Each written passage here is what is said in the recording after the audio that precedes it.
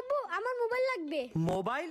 না না, কোনো মোবাইল দেওয়া যাবে না। আমার বন্ধুদের সবার কাছে মোবাইল আছে। তো কি হইছে, তুই যখন 10 পাস করবি তখন তোকে মোবাইল দিব। আমার মোবাইল লাগবে লাগবে লাগবে। আমরা যদি ওকে মোবাইল কিনে না দেই তাহলে এরকম মন খারাপ করেই থাকবে আর খাবারও খাবে না। আমার কাছে একটা আইডিয়া আছে। কি আইডিয়া শুনি?